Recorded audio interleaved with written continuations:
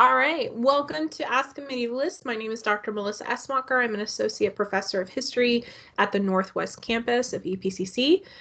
Today we have with us Dr. Josh Hebert. I will introduce him in a second, but just to kind of go over some general housekeeping first. For netiquette, please remember to keep your mics on mute if you're not actively speaking. That way, it helps the quality of recording so that we're avoiding, for example, feedback or background noise from your end. If you have a question, and this is designed to be an interactive session, so we encourage and welcome questions. If you have a question, please either use the raise hand feature, which you can find by mousing over the toolbar and clicking on the little hand icon that looks like this. Or you can also, if you have access to the chat by that little speech bubble, you can type your questions in there. That way we avoid talking over each other and again have better audio quality for our recording. So just to kind of keep that in mind. So now I would like to introduce our resident medievalist, Dr. Joshua Hebert. Dr. Hebert comes to us originally from Denver, Colorado. He has a bachelor's degree in religion from the University of Hawaii at Manoa, a master's degree in history from the University of Hawaii at Manoa, and a PhD in history from the University of North Carolina at Chapel Hill. Dr. Hebert has been teaching at EPCC since 2016 and has been an assistant professor of history at EPCC's Northwest Campus since 2019. Correct? Yep. Yes, I can tell time. All right, awesome. It's 2020. Time is no meaning anymore. Dr. Hebert's research specialties include medieval history and religion. His dissertation was examining the spread of missionaries from the Catholic Church throughout Asia during the time of the Mongol empires. He is currently a Mellon Faculty Fellow with the EPCC and UTEP Mellon Humanities Collaborative, and his Mellon project is actually looking at Christopher Columbus and conquistadors and apocalypticism during the early Spanish conquest of the Americas. So please join me in welcoming Dr. Hebert. Yay. It's a very Monty Python way of celebrating my arrival. Yay. So I've asked Dr. Hebert to kind of start off the session by just talking about some general definitions. So let's first tackle, because I know the students that are here today are ones who are usually taking U.S. history. So let's first ask the big question of what is the word medieval, or what is the Middle Ages? When we're saying those things, what time period does it apply to? It's a great question and a perfect place to start. So, one thing that you learn as a medievalist, or you should learn as a medievalist, is Latin, the language, not to be confused with a particular style of dance or anything like that, but the language itself. Mostly because when we're talking about things medieval, chances are the sources that you're examining in order to make your arguments and conclusions about the time period are written in Latin. So I bring this up because if we look at the word medieval, it is a Latin word. So you have medi, which means middle, and you have evil, which means not like bad things or the devil or anything like that, but it means time. So middle time, middle age, all of that. And you might be wondering, well, okay, well, what is it in the middle of? And the answer is that according to, and I hate to give them any credit, Renaissance thinkers, guys like Petrarch and the like, these kind of early humanists, Erasmus and whatnot, were looking back and they were trying to make sense of their own age, and they saw themselves as pretty important in terms of discovering, this lost culture.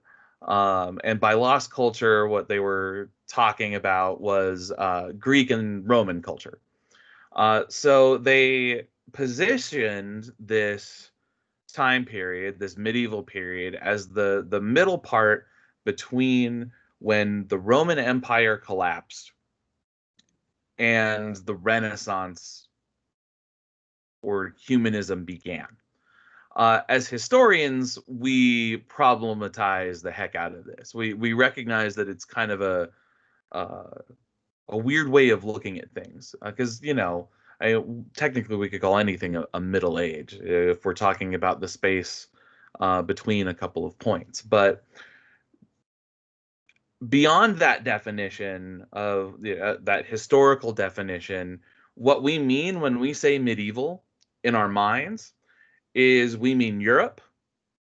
We mean the years 500 to 1500, and that's pretty much it.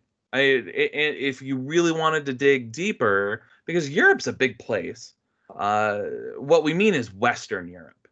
And when people think of things medieval, chances are, at least in the United States, they're probably thinking of England. They may be thinking of France, maybe Italy, maybe, but on the outside. But generally speaking, in the US, I would venture to say that when somebody says medieval and they're about to bring up an example, they're going to give you something from either England or France. Now, the whole rest of the world exists at this time.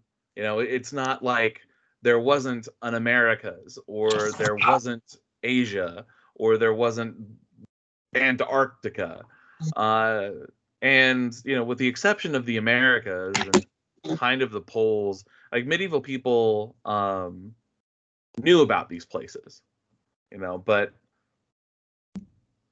when we say medieval, we're really just talking about Western Europe. Okay, awesome. One of the questions I wanted to get to, because speaking related to what you had, is actually a question that somebody submitted in writing ahead of this session. And I'm going to ask it first because I think it's immediately relevant to what you just said.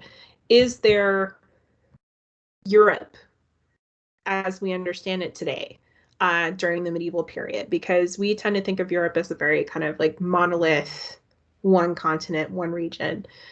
Is that really true during the medieval period? The short answer is no.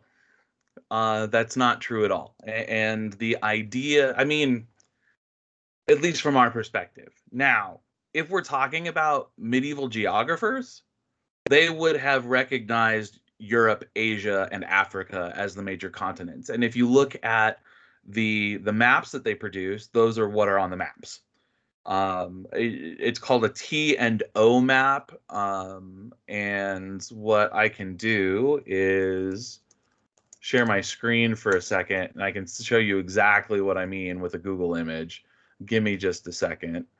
I want to make sure I have a large image, and I can't believe I didn't bring this up beforehand. It's okay. It's a weird week. It's a weird day. It is a weird week. It's a very weird week. Okay. So I'm going to open this image in a new tab and come over here.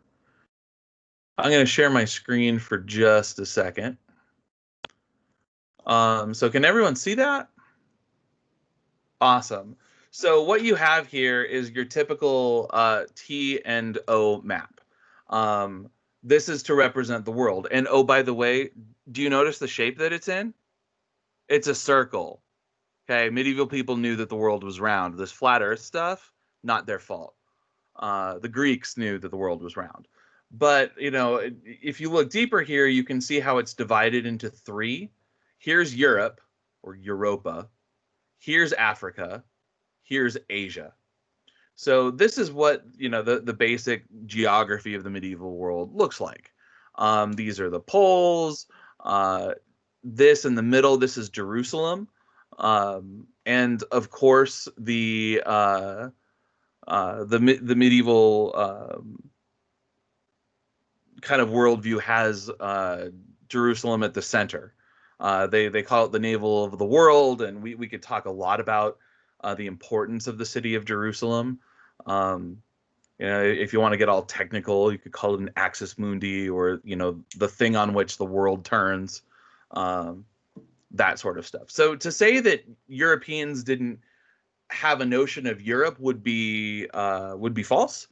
But what I'm trying to get at is that the way that we talk about countries and nations wouldn't have applied to the situation in Europe, generally speaking. So, again, let me grab a map here, and these are really small, and I apologize, but they're the best I could do that were like legit. I trust these maps.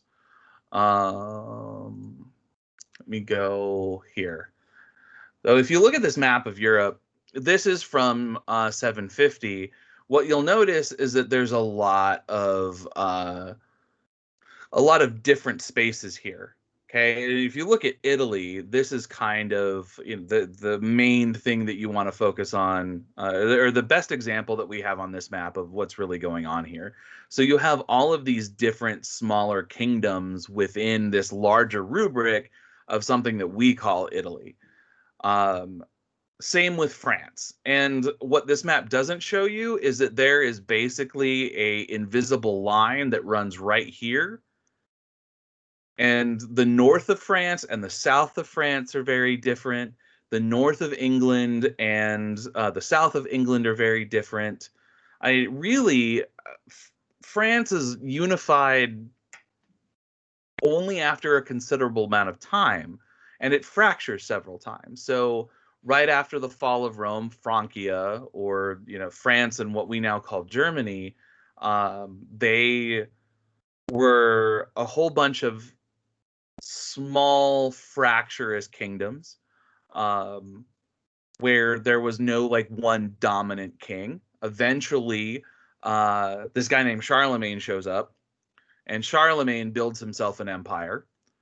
We could talk a little bit about Charlemagne. A small empire, mind you. But after Charlemagne's death, this area fractures again, and you get the beginnings of what will become the modern nation of France, what becomes the modern nation of Germany, and a few other places. But that doesn't happen for a really long time. And Germany, quite frankly, remains fractured well until the 20th century. And even then splits. I mean, we still had a fractured Germany through the Cold War. I mean, not as fractious as it was back in the Middle Ages, but still, it takes a long time to get there. Same with England. You have a whole bunch of different kings, a whole bunch of different lords. It's a much more complicated situation than our maps and our conventional wisdom would suggest that it is.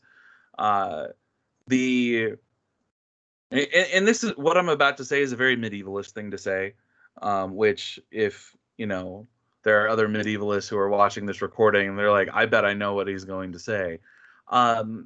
When we talk about things medieval, because it's so complicated, we tend to just say, well, we're going to use the shorthand and we're going to call this England, or we're going to call this France. But we do that just so that we can kind of have a basic frame with which to talk about these things. But we know that the situation is a whole lot more complicated than that. So to talk of Europe as this kind of union of different nations that we see in our own geopolitical reality in 2020 would be false, because Europe is a patchwork of different kingdoms, different peoples, different languages, different varieties of Christianity, to be perfectly clear. People didn't know when to celebrate Easter. That was a fight. People celebrated Easter on different days. So there's a really interesting story about how the date for Easter is figured out in England, for example. And an advisor of mine once in a seminar was like, if you walked across the continent of Egypt, oh my God, election is killing me, of Europe, you could celebrate Easter several times on different days because the ways and the times in which people were celebrating Easter varied, not just from kingdom to kingdom, but could be from town to town, parish to parish. So it's hard to talk about a unified Europe at really any point in the Middle Ages. Though as you get further to the bookend of the Middle Ages, like 1500, you could do so with more confidence. But still, it would be problematic, especially with what we would call Germany. That was a lot of rambling. I apologize. No, I mean, you answered the question in complexity.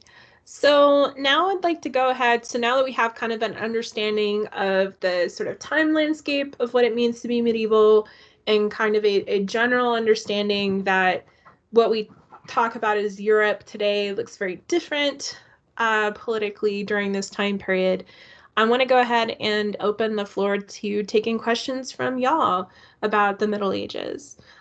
So you can feel free again to use the raise hand icon on Teams, or you can also type your questions in chat. So what burning questions do you have to ask our resident medievalist and pick his brain?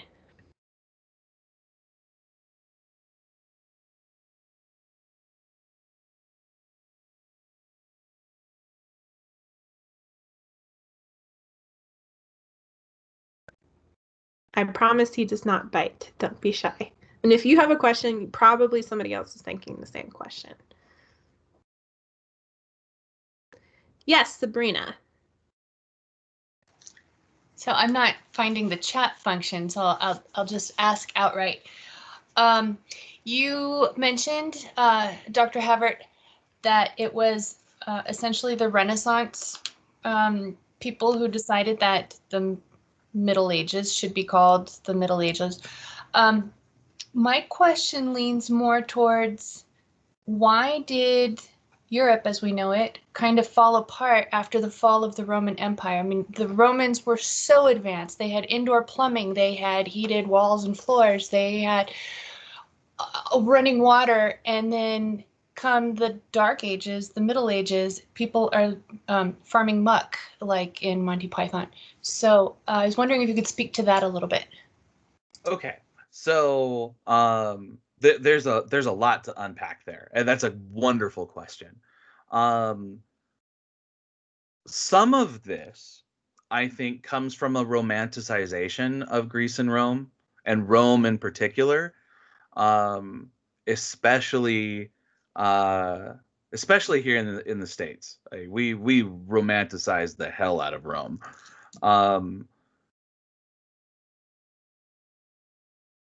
What part of what you see, quite frankly, is you have to remember that Rome was a colonialist imperialist state. That's what it did. It started very small. I mean, very small. And over the course of many centuries, it built out and built out and built out and built out and built out. And so what you are seeing in Europe is, quite honestly, the process of decolonization. So if you look at the collapse of any empire, so the French Empire, the British Empire, the Spanish Empire, whatever, there's always, after the collapse of an empire, there's always fractiousness. And the apparatus that exists to hold all of that together, if that goes away, then everything that empire controls starts to fall apart. So even within the United States, like, let's say the worst happens and something happens to the United States and our overseas holdings are no longer ours. And they have no imperial rule to pull them in one place or another. You would see the same sort of kind of economic catastrophe. That said, it doesn't fall apart as much as we might think it does. I mean, it certainly dissolves. It's what holds everything together in some semblance of order is the church. And I don't mean this big, overarching, like super dominant, controlling, magisterial church. What I mean is that in these places that are disconnected from a centralized rule, what you have holding them together is a bishop. The person who, and the bishops, quite frankly, do more than just, like bless the sacraments and that sort of thing. They are in many ways kind of like governors. And there's a lot of stress later on in the church about how much these bishops are involved in what they call worldly things, like the administration of local governments, because Right. the line They isn't weren't particularly clear. really religious people. They were the princes of nobility, the ones who were not to ascend the throne. If you were not the next in line for whatever throne of whatever principality, then you were shuttled off to the church and you became part of the electorate. And yeah, I was just wondering about like the infrastructure though. At some point, didn't somebody say, hey, the thing about aqueducts, that was actually kind of a good idea. Maybe we should reinstate those or something like that. I did have the opportunity to study in Trier for a little Great while, place. which, that was the seat of the Northern Roman Empire. And that is where the Romans, Emperor Constantine sanctioned Christianity because his mother converted to Christianity and all of that. And there are lots and lots of ruins still there, practically functional. I mean, they've excavated all kinds of stuff, and you can see the bathhouses. It's like nobody in the Middle Ages bathed anymore. Like it got cold, and they enjoyed their own funk. It's just such a swing. The pendulum swung all the way to the other side until, gosh, well into the Renaissance. Well, I don't know, maybe even farther. But yeah, just kind of an observation. Yeah, well, a couple things. Medieval people did bathe, not as much as you and I do. I mean, I don't know your bathing habits, but you know what I mean. They're not taking showers like every single day or multiple showers every single day. I think part of the infrastructure stuff comes down to survival. In the early Middle Ages, the period between 500 and 1000, there's a significant climate shift. Things get a bit colder, especially in that part of the world, and people are struggling. Plus, again, when you have a decolonial sort of situation, there's an awful lot of fighting going on. And not fighting between nations, but fighting between rival feudal lords. Used cautiously because feudalism's a whole can of worms. So, part of it is just we need to survive. What can we do to do that? And quite frankly, when you are trying to survive, there's not time for aqueducts. I mean, even if they're like, they would help you survive, trying to pull manpower away from agriculture production would be a disastrous thing. Because if there's no food, then nobody survives. And so what I see happening, at least in the early Middle Ages, is that attention that could be paid to building infrastructure during the most centralized part of the Roman Empire, like that's just not in the cards because there's no strong central government to direct it. Like there was. I mean, when you look at a lot of the imperial projects, we're talking about the early emperors here. I mean, we're talking about a lot of Julio Claudians. So there's a ton that happens under Augustus. which, you know, we have his word to take for it. So he takes credit for literally everything. Claudius does quite a bit. You have guys like Nerva, who Roman historians think might have been the best of the emperors. But then, you know, as time goes on, especially after Marcus Aurelius dies, Rome slides, and it's gradual. We have the death of Marcus Aurelius in 180, but then you have all of these barracks emperors. Like you get the like 20 plus emperors in a short amount of time. There's coups happening all the time. Like the state completely destabilizes. It's resurrected under Constantine. Well, Domitian, not Domitian, Diocletian.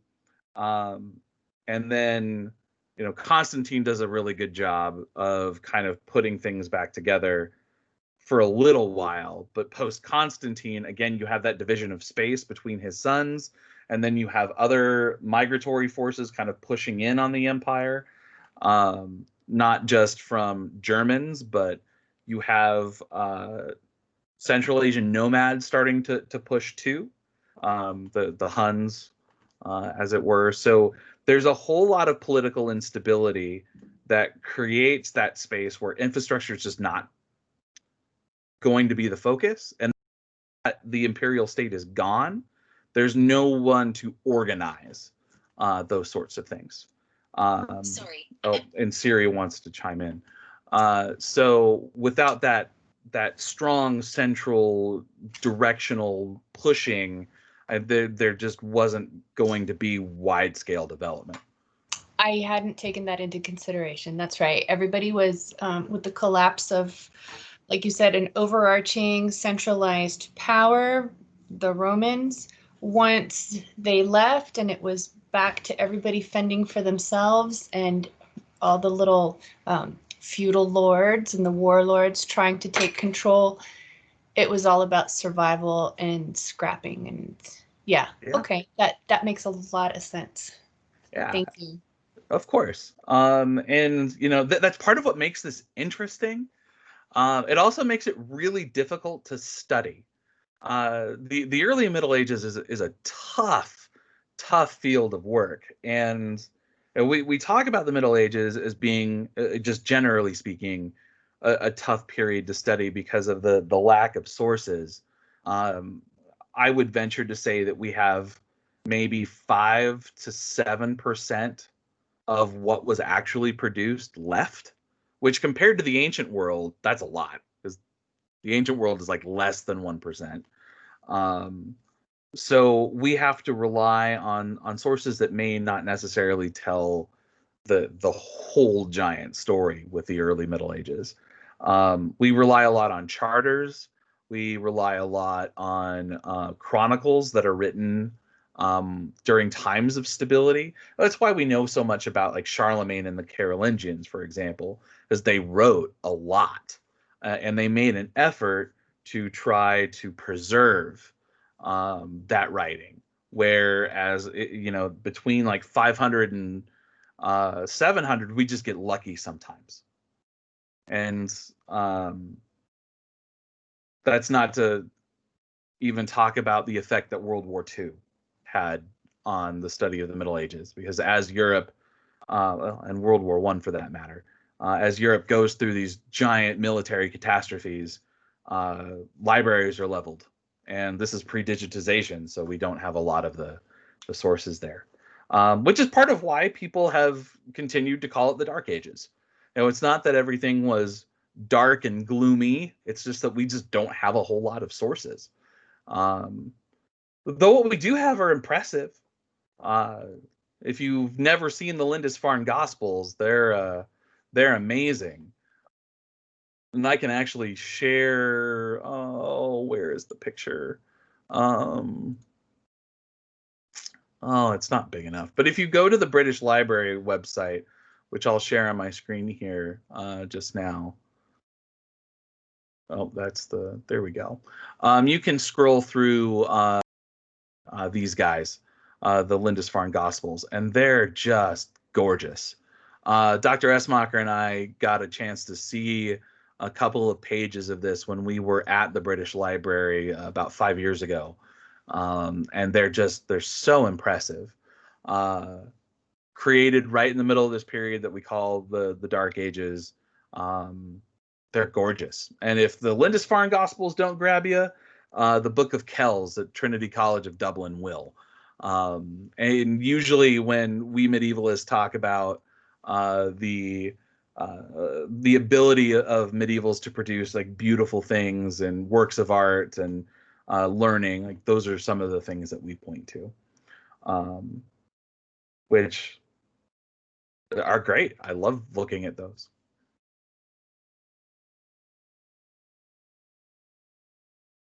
You're on mute, Dr. Esmacher. There we go. Can you hear me now? I can.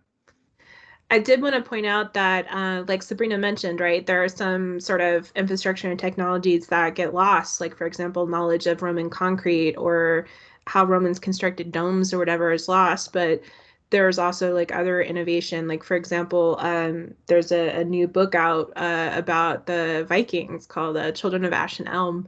It's on the chair behind me, actually. Yeah, it's on the chair behind him. I convinced him to buy it. That do talk about like other technological innovation, like for example, Viking launch ships. So I think Dr. Havard is very accurate to say the Dark Ages is more due to a lack of information than a lack of technological development. There are some things that are forgotten, but there are other things that are innovated. Yes, and let's be clear, forgotten in Europe, not necessarily forgotten in other parts of the former Roman world, or the former Greek world. So, a lot of people, Petrarch, who is my arch villain. I hate Petrarch so much. I would, if I had a time machine, I'd go back and I'd slap him. But Petrarch says, we've rediscovered all of this Roman and Greek learning, and the fact of the matter is a lot of that Greek and Roman learning still existed in Europe, but where it didn't, it existed in the Arab world. So Aristotle, for example, the Arab world had, especially in what we call the Middle East or West Asia, they held on to Aristotle for a long time. And quite frankly, if the two had not met, how important Aristotle would be in the Western world is a bit of a question mark. That might be overstating it a little bit, but I think if you're not into philosophy, or let's just say if you're not into philosophy, or let's say science too, you may not recognize just how important Aristotle is to the building blocks of what we think of as a Western system of knowledge. Without the Arab world reinforcing Aristotle, we wouldn't necessarily, things would be very different. The West really relied heavily on the philosophy of Plato, for a lot of different reasons. I would say one of the most important reasons why Plato stays so important in the West is because Plato maps onto Christianity a whole lot better than Aristotle does. And so Plato gets kind of written through how the West understands the world around them. And they use Plato to explain a lot of the metaphysical and epistemological, or how people learn about the building blocks of the universe, or how people learn about knowledge, comes through that filter. But then Aristotle comes in, and around the 12th century, which is when those two worlds, the Arab world and the European world, are really in dialogue with each other. That's when you start to see Aristotle rise in importance. And by the time you get to the High Middle Ages, like the 1200s, the 1300s, the 1400s, Plato's still there, but Aristotle's become more important.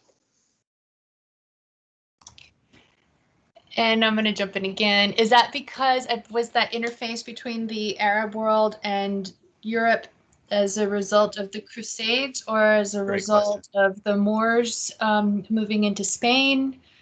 Or do we know? A little bit of column A, a little bit of column B. A lot happens in Spain. Southern Spain, to be exact. But a lot, there's a lot going on in North Africa too. And I think some of the ways that medievalists are talking about the medieval world now is not just like Europe and these other places, but talking about the Mediterranean basin as this kind of cohesive system that that plays with each other. So you have a lot of idea exchange happening there. The Crusades spark some other kinds of exchanges, at least later on. I mean, the First Crusade is not about exchange at all. It's about apocalyptic genocide, if we're not going to hold any punches. And new research on the Crusades is really bearing that out. Again, with the First Crusade, the other ones, jury's out. But in southern Spain, in Andalusia, in particular, Cordoba is the city you would want to look at. You have Muslim philosophers like Ibn Rushd, or as he's known in the West, Averroes, who are interfacing with more European guys. So, typically when we're talking about this birth of like 12th, 13th century philosophy, you have guys like Ibn Rushd talking with Thomas Aquinas and talking with Maimonides. So you have these huge pillars of the philosophical community of these three major religions interacting with each other and sharing these systems of knowledge. And as much as a guy like Thomas Aquinas is writing against Ibn Rushd, they agree on an awful lot in terms of how the process is done. And it's not like a nail in the coffin, like slam dunk piece of evidence. But if you look at the most famous painting of philosophers in European history, which I would say is Raphael's School of Athens, hangs up in the Vatican. If you look closely, you will see three Arab philosophers in that painting, one of which is Ibn Rushd. Right along, so like there's this recognition, even in later Renaissance artwork, that there's that interaction, that influence happening. And of course, as applied in different spaces, there's enough cultural exchange that helps facilitate that. So as apocalyptic and as genocidal as the Crusades were, there is a bit of that going on too. And I think as knowledge becomes a bit more systematized, okay, perfect. Dr. Esmacher has the School of Athens up. So if you look on the far right, you'll see a guy with a beard and a turban right there. And then if you go to the left, down in front, there you go. And I thought there was one more, but one of those is Ibn Rushd. The other one is Ibn Sina, or Avicenna, a very respected Arab philosopher in the West. And of course, in the middle, you have Plato and Aristotle, who are just hanging out, because it's the School of Athens, or Socrates and Plato. I forget which one. Man, it's my favorite painting. I should know off the top of my head. Also, that painting is huge. When you go to the Vatican and see it, pandemic is over, you will be shocked by its size. It always kind of awes me. Anyway, yes, that was a very long way of saying, yes, the Crusades have an effect on the exchange of knowledge, and yes, the interaction between Muslim Spain, Muslim North Africa, and Europe, particularly in northern Spain and what we call France, has a big effect on that dialogue. Okay, other questions anybody would like to ask? You can use the raise hand function if you can't see the chat. Yeah, I can't see the chat either. Teams sometimes shows it and sometimes does not.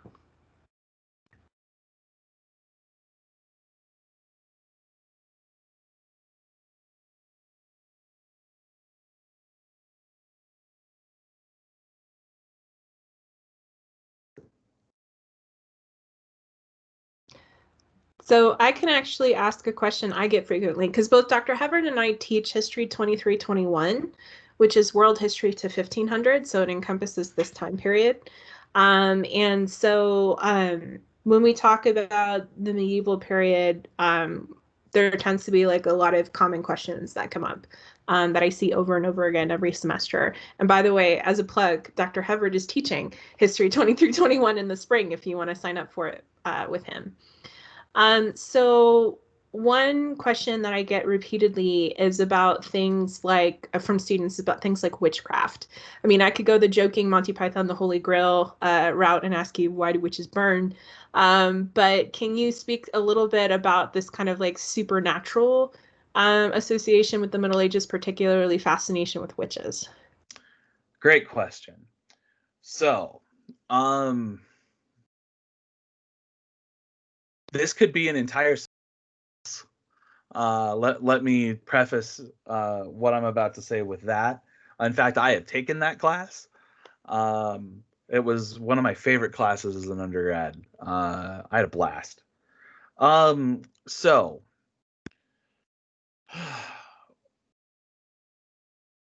what I'll say first of all is that popular religion is weird no matter where you look at it.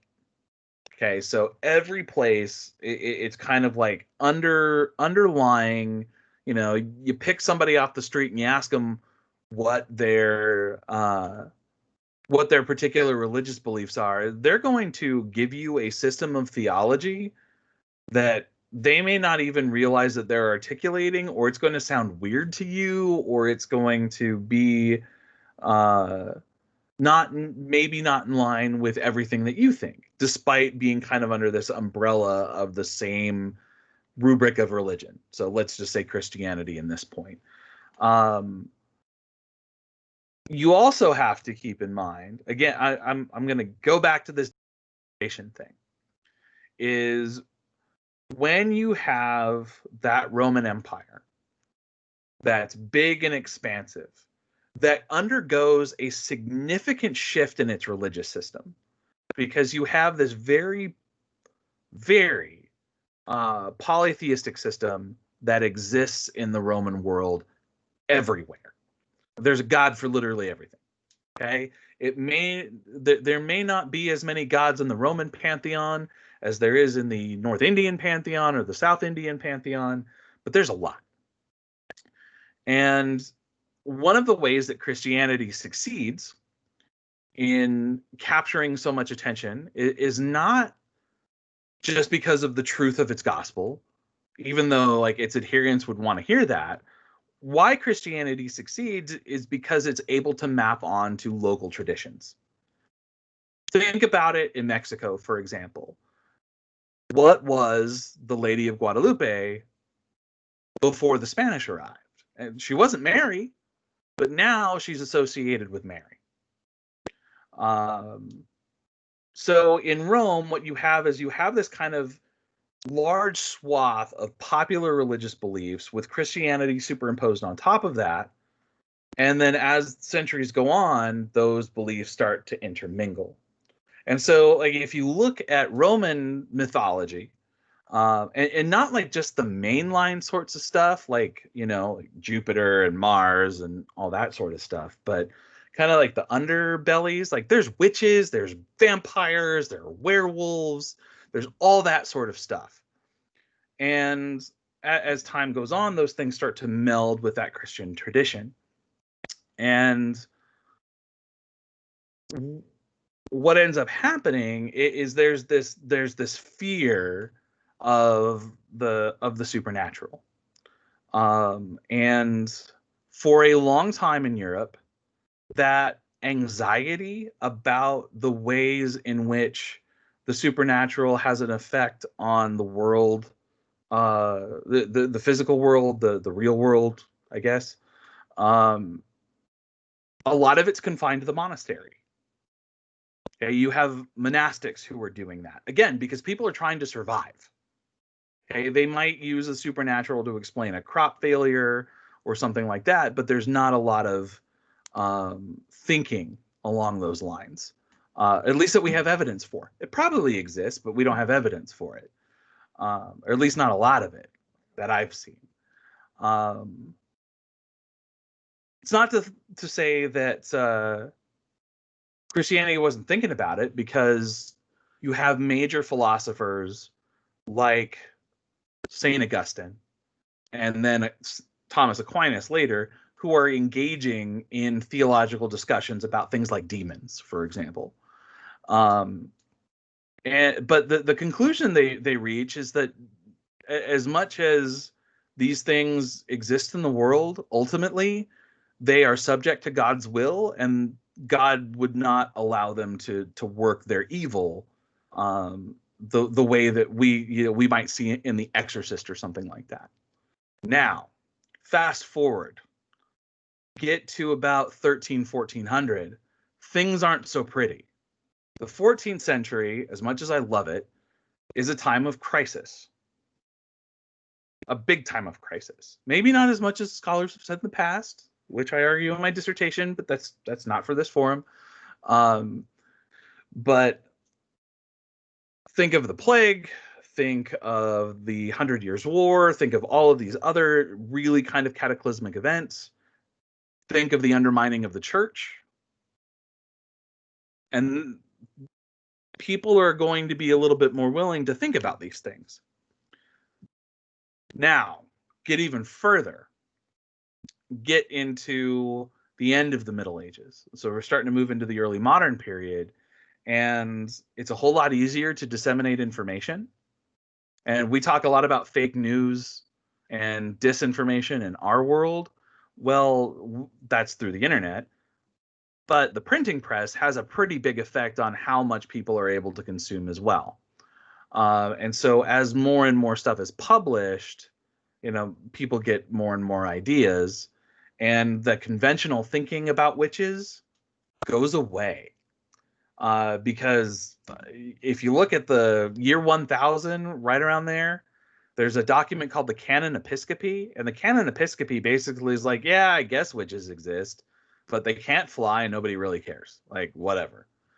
But by the time you get to the 1400s, 1500s, you have something called the Malleus Maleficarum, or the Hammer of Witches, written by two Dominican guys, not Dominican Republic guys. I mean, Dominican friars, like the monastics. And they have completely changed the game as far as what witches are capable of doing. And some have theorized that this has a lot to do with the onset of the Protestant Reformation and all this other stuff, it kind of provoking this religious anxieties, or a lot of religious anxieties. And then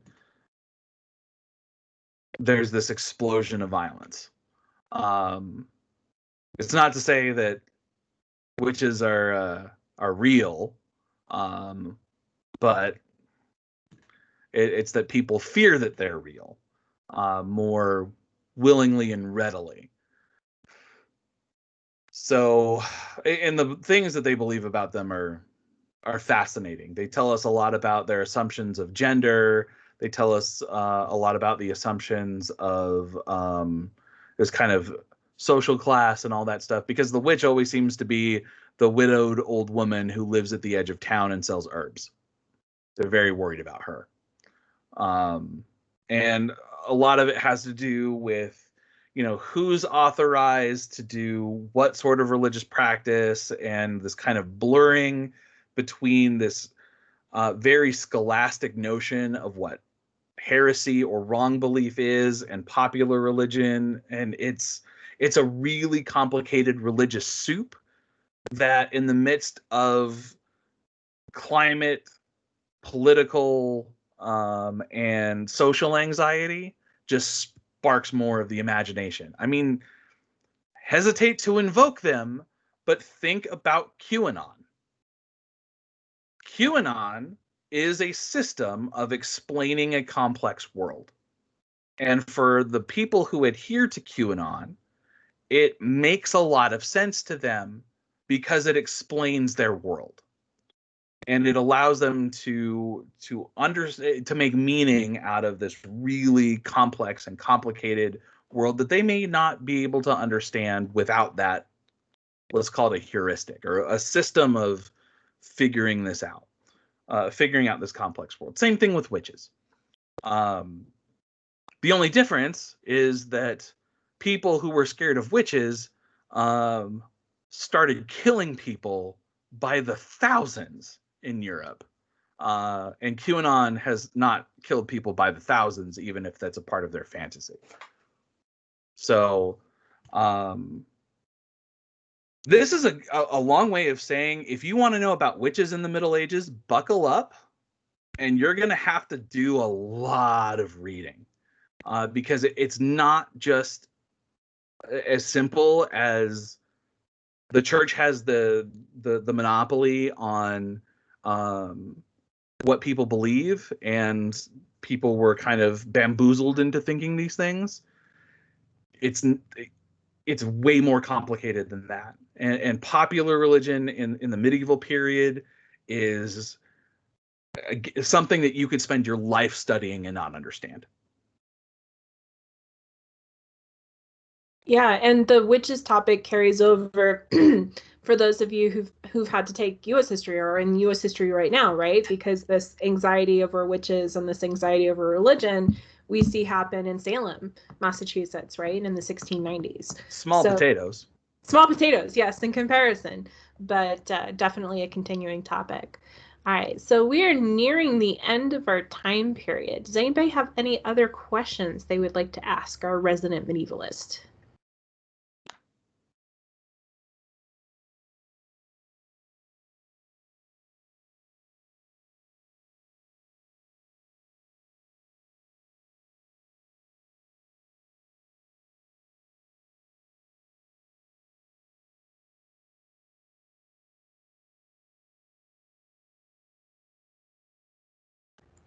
Why don't we conclude with one final question? What drew you to specialize in this time period?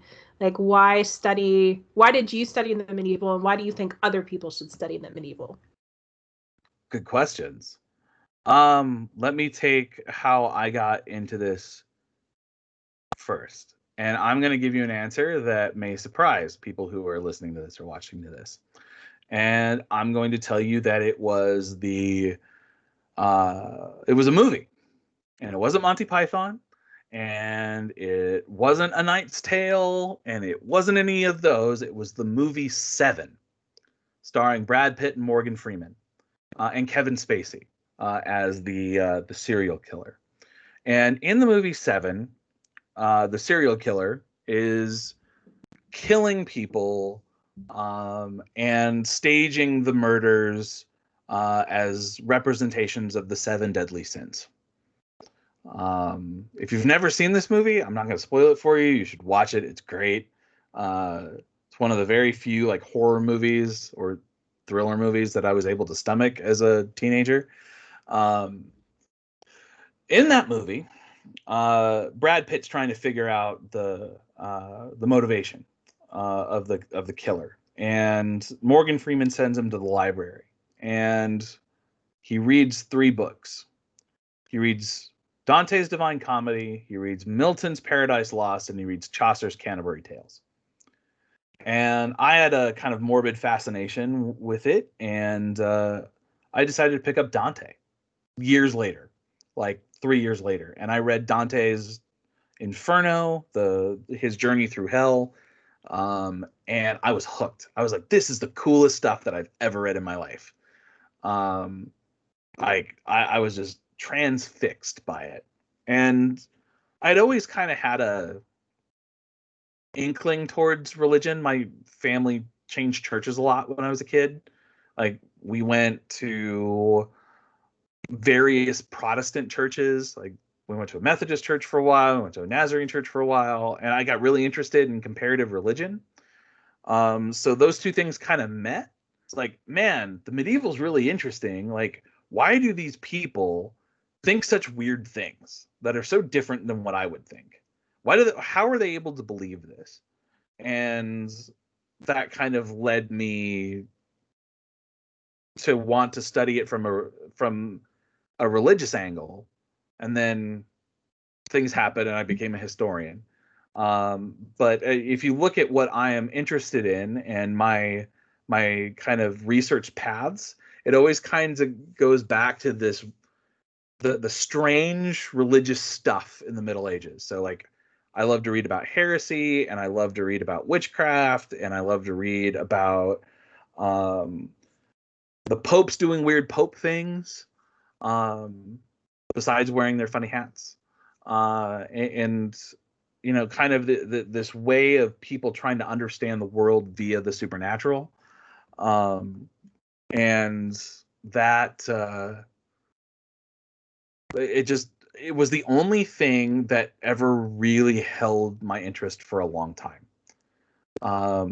As Dr. Essmacher can tell you, I get really interested in something, but it doesn't always hold my attention. And like, I won't call it like ADD, but it's I definitely have fleeting interest, but it's not that way with the Middle Ages. Everything kind of comes back to that, and especially with religion. So it was just kind of living up to who I was discovering I was. And there are days, I will fully admit, that I wish that it had been something a bit more useful. You know, like a real skill. Like nobody's like knocking down my door like, Dr. Herbert, can you help me with this Latin translation? Like every once in a blue moon, like somebody needs a tattoo, and like I'm gonna put this on my body. And I'm like okay, what do you want me to do? Like, can you make sure it doesn't say like I like cheeseburgers or something like that? Like, oh, okay, you're fine. But you know, like nobody's calling me up like, can you fix my plumbing? Or, you know, I need you to help me install a light. Or can you help me with my car? You know, that's not what I do. Which is fine. So why should people study the Middle Ages?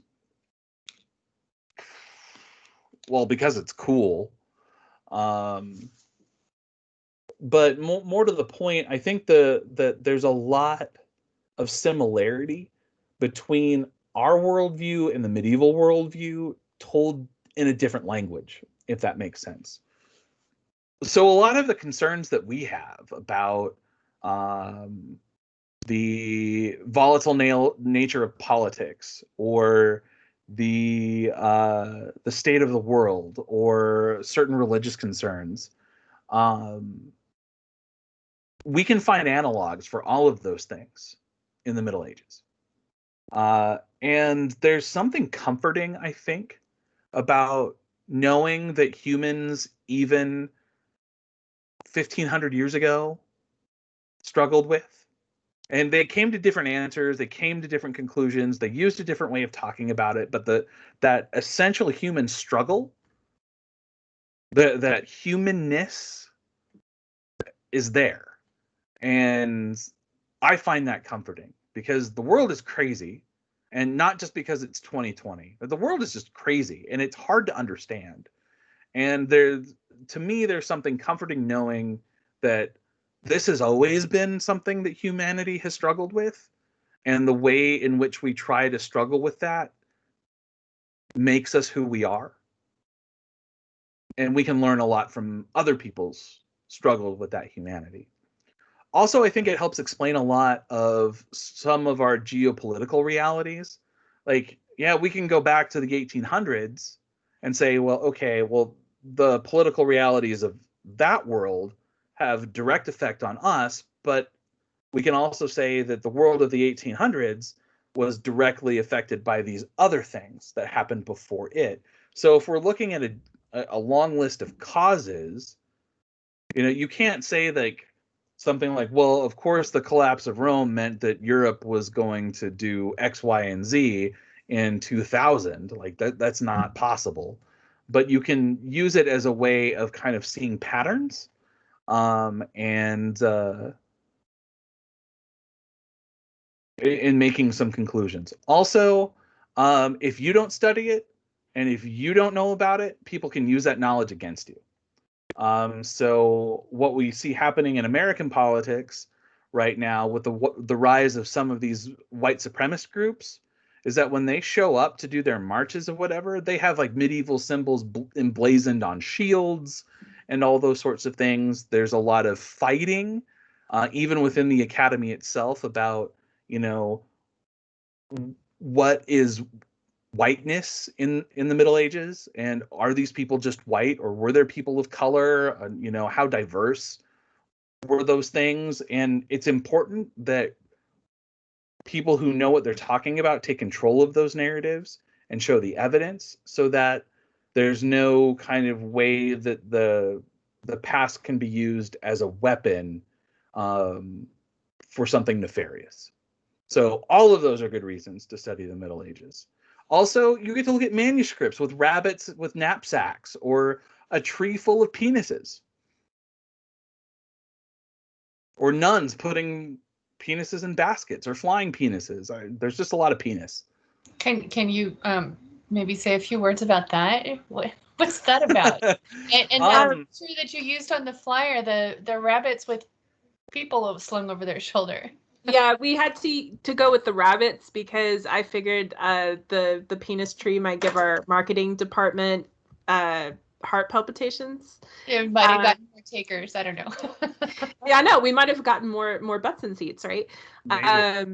If you want, I can put it up on the image. I have the image on my computer. I can put it up on the screen to give you an idea of what we're talking about. I'll let Dr. Heverett elaborate, but the short story is, just like you probably doodle in the margins of your notebook, so did bored monks when they were doing transcripts. Yeah, that's basically the answer. Is, you know, it's these monks' jobs to sit in a room lit by candlelight and to copy one manuscript to another, and you're gonna get bored. And most of, you know, the monastics, well, all of the monastics who would be writing, for the most part, there are exceptions, were men. And what do men like to draw more than anything else? You can come to your own conclusion on that, but it's a lot of it's just boredom.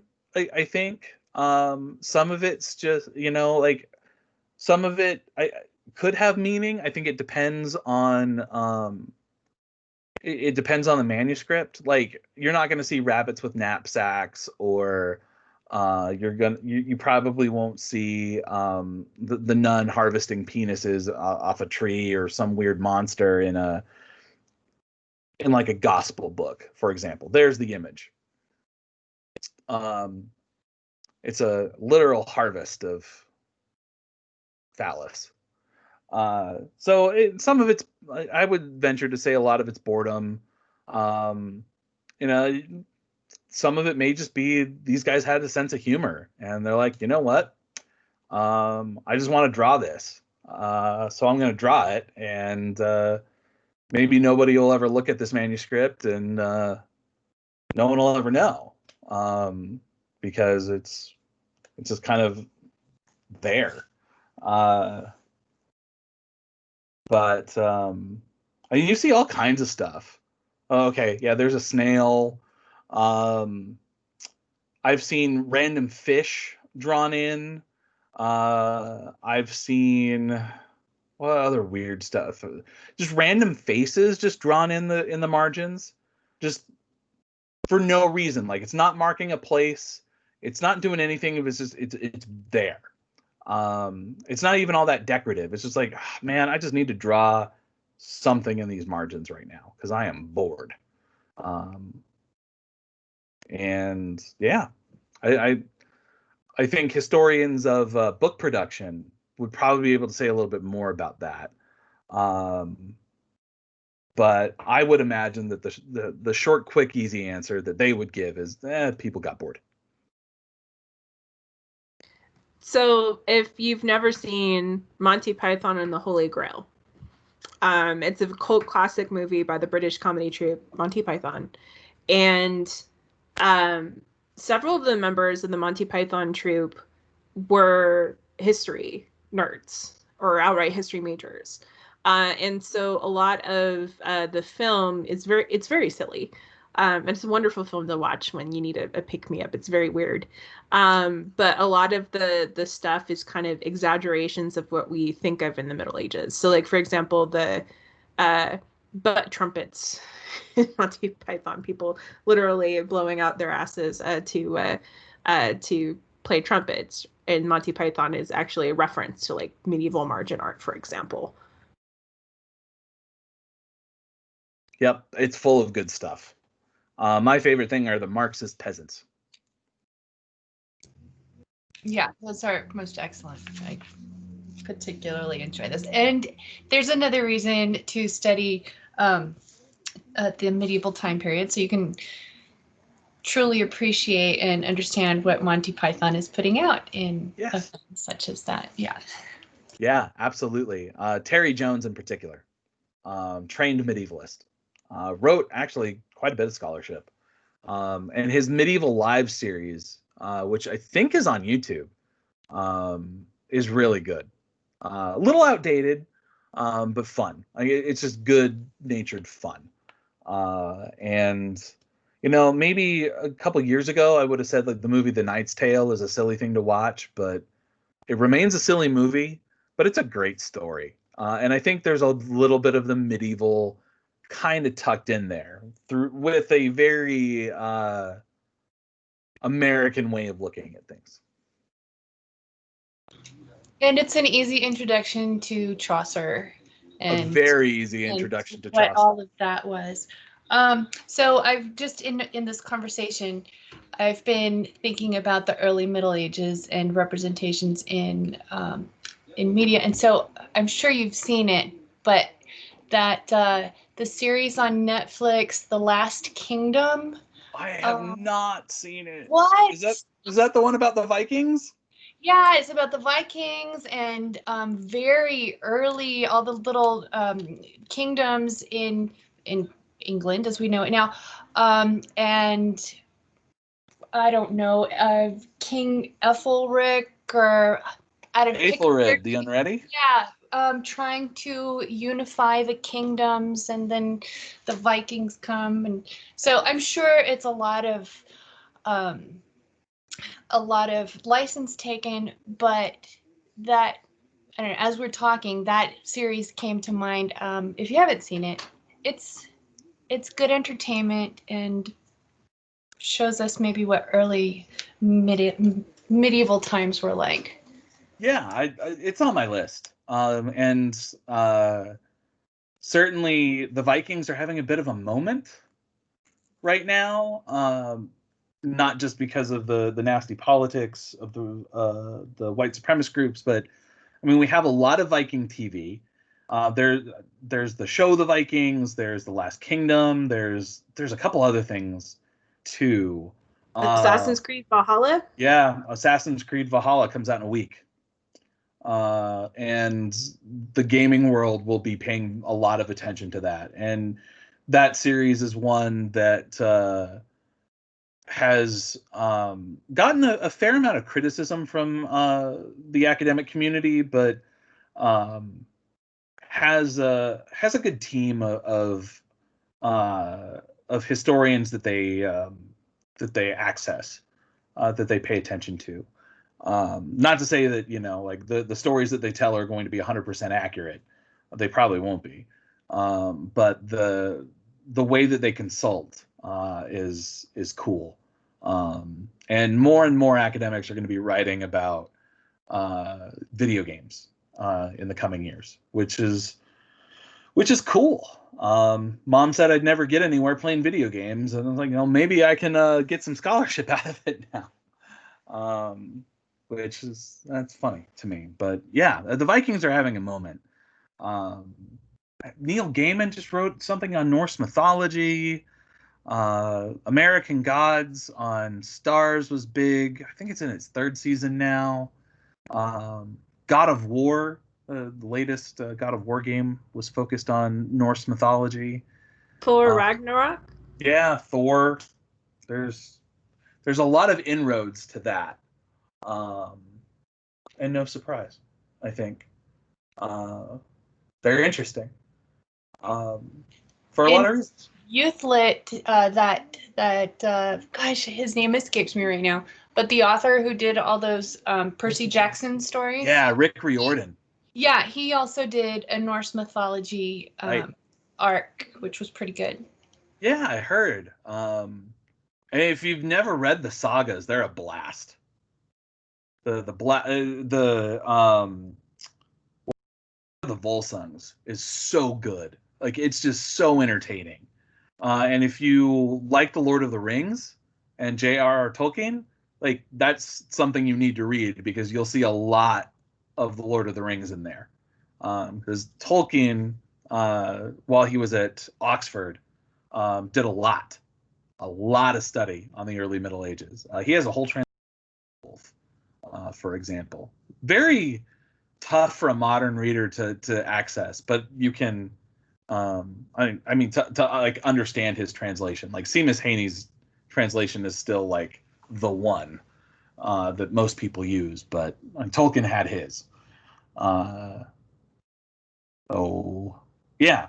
I was trying to think if I had another thought there, but everybody should read the Saga of the Volsungs or listen to a podcast about the Saga of the Volsungs. It's a good time. All right. Well, I'd like to thank Dr. Everett for his time and also be respectful of the fact that he's actually got double-barreled meetings, 2 meetings scheduled at the same time that he needs to go to shortly. Only in 2020 could I possibly be in 2 places at once. 2 meetings at once. So thank you very much for your time. If you have follow-up questions, you can contact Dr. Hevert. His email is jhevert@epcc.edu. You can also, if you can't remember that and you still have access to the flyer, you can contact me via email as well, and I can forward any additional questions.